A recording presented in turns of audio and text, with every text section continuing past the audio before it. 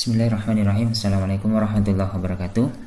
Ketemu lagi di perkuliahan online kita pada hari ini, melanjutkan pertemuan-pertemuan kita yang sebelum-sebelumnya. Pada kesempatan kali ini kita akan membahas tentang praktikum farmakologi, yaitu analisis efek obat antipiretik pada tikus putih atau Ratus norvegicus. Ya. Namun sebelum lanjut lebih jauh, semoga kalian sehat-sehat semuanya dan kita semuanya tetap selalu dalam lindungannya. Oke, langsung saja. Sebagai pendahuluan saya ingin memberikan gambaran dulu bahwa sebenarnya apa sih itu obat antipiretik ya. Obat antipiretik itu obat apa? Jadi mungkin kalian sudah tahu semuanya kan, tapi saya mengulangnya bahwa obat antipiretik itu adalah obat yang digunakan untuk menurunkan demam ya. Nah, intinya itu, obat yang digunakan untuk menurunkan demam. Nah, terus berarti ada standarnya dong. Nah, kalau demam itu dikatakan demam itu yang seperti apa? Nah, tentu ada standar suhunya. Nah, standar suhu tubuh itu adalah 36,5 derajat Celcius seperti yang di slide ya yang saya tampilkan. Itu 36,5 derajat Celcius sampai 37,5 derajat Celcius. Artinya kalau di atasnya ini berarti itu dikatakan demam ya. Seperti itu.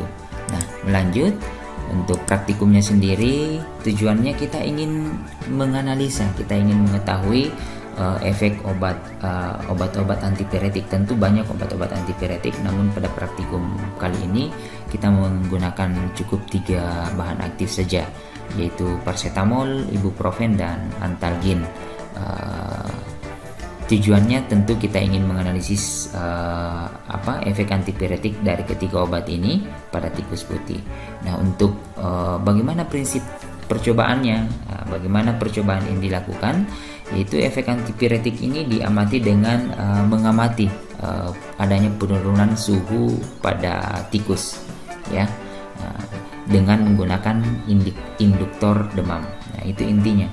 Jadi kita mengamati penurunan suhu tubuh dari tikusnya dengan dengan memberikan induktor demam. Induktor demam maksudnya apa? Jadi ada zat kimia yang diberikan untuk menginduksi demam. Ini kan kita ingin menganalisa efek antipiretik atau ingin melihat apakah ada penurunan demam. Nah, tentu kita menginduksi dulu terjadinya demam. Nah, apa yang digunakan untuk menginduksi terjadinya demam? Yaitulah namanya induktor demam. Nah, induktor demam apa saja yang digunakan? Nah, induktor demam itu ada banyak. Induktor demam ada banyak ya. Salah satunya ada pepton. Nah, konsentrasinya 5%. Nah, itu dosisnya bisa kalian lihat di sini. Yang kedua adalah vaksin DPTHB. 0,2 ml per 200 gram berat badan dari tikusnya. Nah, itu diberikan secara intramuskular. Kemudian yang ketiga ada namanya vaksin Kotipa. Nah, vaksin Kotipa ini adalah kombinasi dari vaksin kolera, tifus, dan paratifus. Nah, dosisnya ini 0,6 ml per kilogram berat badan. Nah, juga diberikan secara intramuskular. Nah, akan tetapi untuk praktikum kali ini kita menggunakan vaksin DPTHB.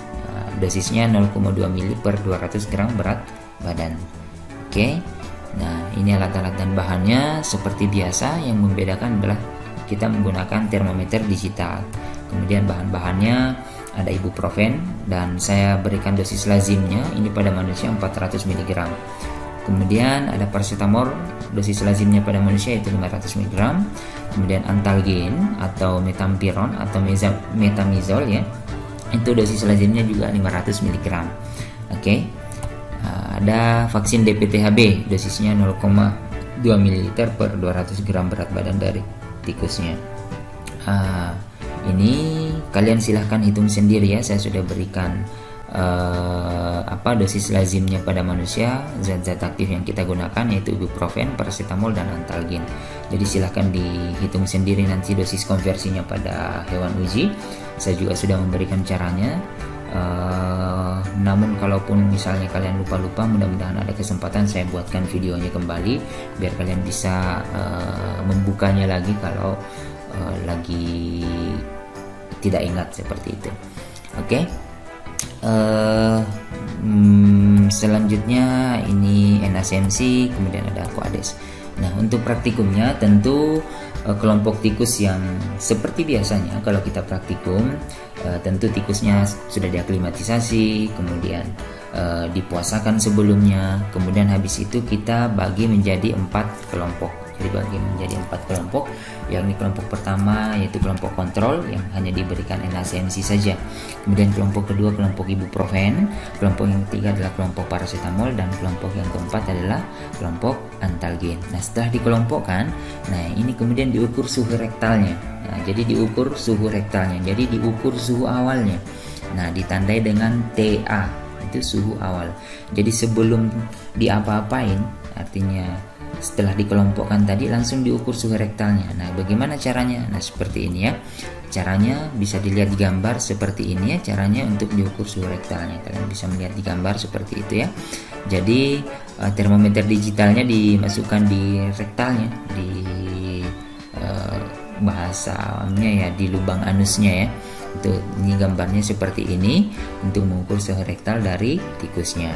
Nah, kalau semua tadi oke, satu kelompok tikus itu tadi masing-masing 3 ekor. Nah, tapi lebih tepatnya sebenarnya dihitung pakai rumus ya, pakai rumus. Nah, akan tetapi kita untuk praktikum ya kita gunakan 3 ekor saja. Rumus Federer namanya. Ya. Untuk praktikum kita gunakan 3 ekor saja. Jadi satu kelompok 3 ekor, jadi ada 4 kelompok berarti 12 ekor. Nah, itu kita ukur semua suhu awalnya 12 ekor tikus ini, kemudian kita catat. Tentunya dicatat. Setiap kelompok dicatat dan ditandai tikusnya tentunya. Oke. Nah, setelah diukur suhunya, apa yang dilakukan kemudian yakni diberikan vaksin. Nah, ingat induktor tadi ada beberapa macamnya. Nah, salah satunya adalah yang kita gunakan pada praktikum kali ini, yaitu adalah vaksin DPTHB. Nah, diberikan secara intramuskular. Nah, dosisnya 0,2 ml per 200 gram berat badan dari tikusnya itu sendiri. Nah, lihat coba gambarnya seperti ini.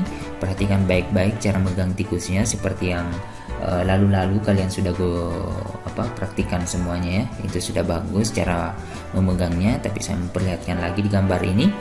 Nah, kemudian di mana diinjeksikan? Di pahanya ini, seperti ini. Nah, inilah intramuskular. Vaksin DPTHB sebanyak 0,2 ml kalau berat badan tikusnya 200 gram. Nah, kalau 300 gram berarti 0,3 ml. Jadi tergantung berat tikusnya. Nanti tinggal dihitung saja. Oke. Tadi sudah dikelompokkan, diukur suhu awalnya, semuanya diberikan vaksin DPTHB semua, entah itu kontrol ataupun kelompok paracetamol, ibuprofen dan antalgen, semuanya diberikan injeksi DPTHB. Nah, ini kemudian ditunggu sekitar 2 jam. Ya, didiamkan sekitar 2 jam. Baru setelah itu, 2 jam kemudian ukur suhu rektalnya kembali. Jadi ada sudah 2 kali pengukuran ini. Pengukuran kedua itu dinyatakan dengan T0. Kalau tadi pengukuran di awal sebelum diinjeksikan DPTHB secara intramuskular itu adalah TA, suhu awalnya. Nah, pengukuran setelah diberikan injeksi DPTHB itu dinyatakan dengan T0. Nah, itu diukur semua lagi, semua kelompok kontrol, paracetamol, antalgen, ibuprofen semuanya diukur kembali ya. Selanjutnya sebagai catatan bahwa peningkatan suhu di atas 0,5 derajat Celcius dari suhu awal yang tadi itu dinyatakan suhu demamnya. Oke. Jadi seperti itu catatannya. Setelah didapatkan suhu demam, maka seluruh hewan uji ini diberikan bahan ujinya sesuai dengan kelompoknya masing-masing. Jadi kelompok NACMC diberikan NACMC, kemudian kelompok paracetamol diberikan paracetamol, kelompok ibuprofen diberikan ibuprofen, kemudian kelompok antalgen diberikan antalgen. Berapa yang diberikan, Pak? Berapa dosisnya? Nah, itulah tadi. Itu tugas kalian untuk menghitung. Kenapa? Karena saya sudah memberikan caranya menghitung dosis. Jadi tinggal dibuat larutan stoknya, nanti diberikan berdasarkan berat badan dari masing-masing tikus. Makanya di awal-awal tadi itu sama semua prosedurnya, tentu setelah dia puasa kan harus ditimbang terlebih dahulu dan dicatat baik-baik berapa berat badan dari tikusnya masing-masing. Ini